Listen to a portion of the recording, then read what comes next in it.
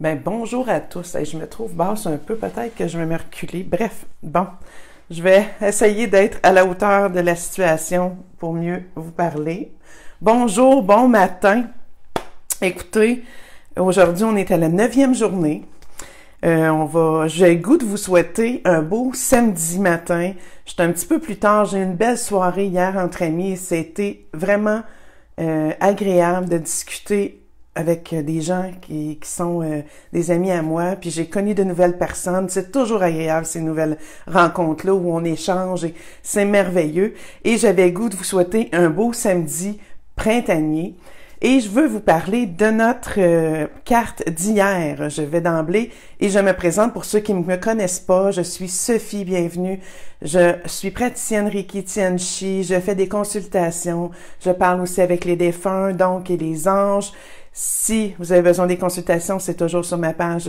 Sophie vous reçoit en toute simplicité et ce sera pour moi un plaisir de pouvoir communiquer avec vous ou de rentrer en consultation avec vous, que vous puissiez échanger mes services. Si vous avez des questions, vous pouvez me parler en privé, ça me fera toujours plaisir. Donc, aujourd'hui, on commence avec notre carte d'hier qui était sur l'humiliation. Et ça me disait, je décide d'observer si je fais le tampon entre deux personnes que j'aime. Quand je me rends compte que je veux régler leurs problèmes de relation, je décide d'arrêter mon intervention en sachant que leur problème ne m'appartient pas. Je réalise de plus, en faisant le tampon, mon corps ressent le besoin de créer une autre couche de protection. Donc, si pour moi ça m'affecte que deux gens se chicanent ou qu'il y a quelque chose qui se passe entre deux personnes et j'essaie d'intervenir, c'est quoi qui fait que je veux intervenir? Hein? Hier, on était dans des relations, mais c'est pas ce qui s'est produit, sauf que on s'éveille. Moi, ce que ça fait, puis oui, ça, je voulais vous en parler avant de continuer à ce niveau-là. Puis j'en ai parlé un petit peu dans ma capsule d'hier, plus ça va avec les capsules que je fais à tous les jours, plus je m'éveille, plus je porte attention. Lorsque je suis en relation avec des gens, on est en groupe, ce que ça fait, c'est que mon attention est beaucoup portée sur les choses que j'ai parlé parce que le matin, quand je fais ma carte, je mets mon attention sur ce que j'ai parlé parce que pour moi, au cours de la journée, je veux voir si ça a un sens. Si j'ai une blessure d'humiliation quelconque, elle peut être à différents niveaux, là. C'est pas nécessairement que ce soit quelque chose qui me fait réagir très fort. Et ce que ça fait, c'est que je remarque aussi les blessures que d'autres personnes peuvent porter dans leur réaction qu'eux ont. Et ça, c'est merveilleux parce que j'apprends à accueillir ça et à accueillir les gens dans leur différence, dans leur expérience qu'ils font présentement. Et ça, je trouve ça super intéressant parce que c'est plus le jugement à quel je fais place. Je fais place à une blessure que l'autre personne peut porter et ça porte à avoir une réaction de telle ou telle autre façon. Et je suis beaucoup plus dans la compréhension, dans l'empathie, dans l'accueil de l'autre, dans ce qu'il est et dans ce qu'il vit. Parce que, vous savez, on fait nos expériences de différentes façons, à notre manière, puis dans une situation, nos réactions vont être différentes selon nos blessures que nous portons. Donc, pour moi, si je porte la blessure de l'humiliation, puis l'autre, elle porte pas ça au même niveau que moi, sa réaction va être très différente de la mienne parce que ça ira pas réveiller ça à l'intérieur. Donc, lorsqu'on est à l'écoute de soi, on devient à l'écoute de l'autre. Et c'est magique, je vous le dis. En tout cas, je trouve ça merveilleux. Moi, ce matin, je suis en émerveillement dans ces relations-là.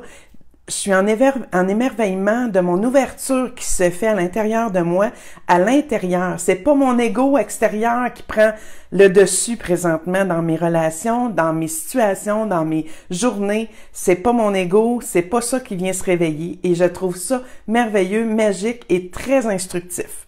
En tout cas, pour moi, c'est ce que ça apporte. J'espère que ça aura un sens pour vous. Donc, si je reviens à la carte, si on cherche à faire le tampon, c'est qu'on cherche à créer, c'est notre ego parfois qui vient s'éveiller, dans le sens que on veut avoir la solution pour que ces deux personnes-là vivent pas cette situation-là. Donc, je me dois d'accepter que s'il y a des chicanes, je m'excuse, je suis attirée parce qu'il y a un oiseau, deux oiseaux qui sont sur le terrain. Je suis un petit peu déconcentrée, mais bref, je trouve ça tellement beau, j'adore le printemps, je suis en feu ce matin. Bon, ça fait 2 jours que je porte ça, puis c'est le fun. Et je vous dirais, le problème là-dedans, c'est que je veux régler les situations parce qu'en l'intérieur de moi, c'est peut-être que ça éveille que j'aime pas. J'ai peut-être vécu dans des chicanes et je me sentais humiliée dans tout ça ou concernée dans des chicanes familiales ou peu importe, là, ça nous ramène où? Et c'est ça qu'il faut se demander.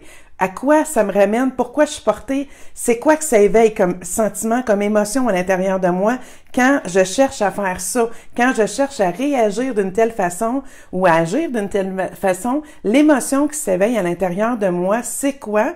Et pourquoi? Est-ce que c'est mon jeu intérieur que je cherche à aller mettre en valeur ou si c'est mon côté égo extérieur qui vient se réveiller puis que je veux faire valoir ou je veux pas réveiller cette blessure-là, fait que je vais aller au-devant de tout ça pour justement empêcher que ces personnes-là vivent l'expérience qu'ils ont à vivre. Parce que si dans leur discussion, je cherche à intervenir, c'est que c'est moi que je viens, il y a quelque chose que je me sens concernée, puis dans le fond, ça ne me concerne pas. Il faut que j'apprenne le détachement.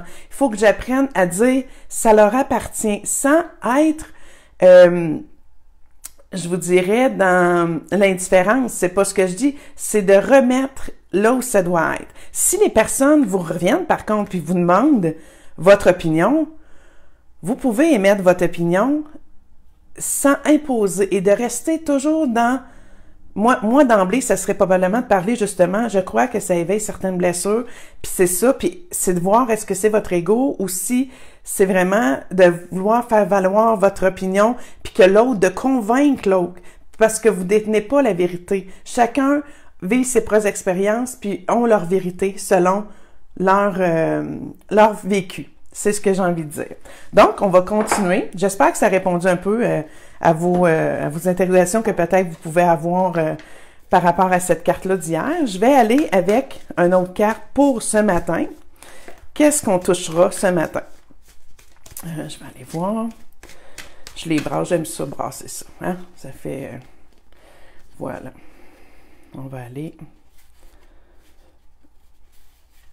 dans l'abandon. On va aller dans la blessure de l'abandon ce matin. Je la montre un beau rose, hein, pour aller avec notre printemps. Je décide de vérifier comment je me sens à l'idée d'être seule durant les dernières années de ma vie. On l'avait vécu, ça. On l'avait eu aussi cette semaine, mais je le refais.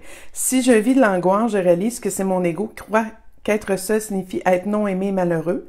Je donne le droit à mon ego de croire encore à cela et je sens que je peux arriver un jour à savoir que même si je suis seule, je peux être heureux et serein.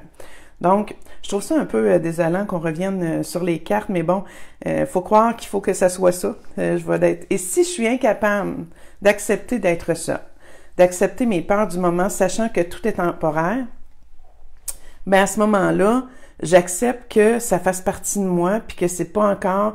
Je trouve que c'est plate, hein, mais ça me dit d'en tirer une autre, puis c'est ce que je vais faire. Parce que je crois on est allé là-dedans, puis j'ai goût qu'on touche à autre chose. S'il y en a qui veulent en parler, peut-être que j'y reviendrai quand même demain là-dessus, mais je pense qu'on en a discuté assez hier, donc je vais aller avec un autre.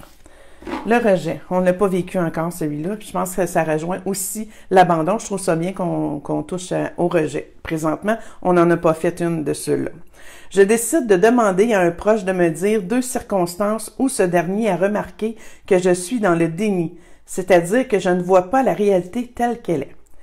Ça arrive souvent, le déni, qu'on peut vivre ça dans différentes situations, au niveau du deuil, au niveau de séparation, lorsqu'il y a quelque chose qui vient vraiment, vraiment, vraiment nous atteindre au côté émotionnel. C'est des choses qui arrivent qu'on vit du déni. On ne veut pas regarder la réalité telle qu'elle est. Donc, si ça m'est difficile d'accepter ce qu'on me dit, je réalise que c'est mon ego, croyant m'aider, qui m'influence à croire que le déni est le meilleur moyen pour me protéger.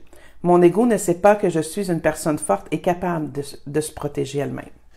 Donc, je reviens là-dessus demain. Le rejet, on porte une attention aujourd'hui et ça me fera plaisir de discuter avec vous encore là-dessus demain. Et vous savez, les week-ends, c'est un peu plus tard, généralement. Demain, ça risque d'être pas si tard parce que j'ai des choses... j'ai la fête de mon garçon qu'on va faire demain, donc je vais préparer tout ça. Et je vous dis, un beau samedi, profitez du soleil, profitez de la vie. Aimer, hein? C'est la base, l'amour. Je vous embrasse, passez un beau samedi, au revoir.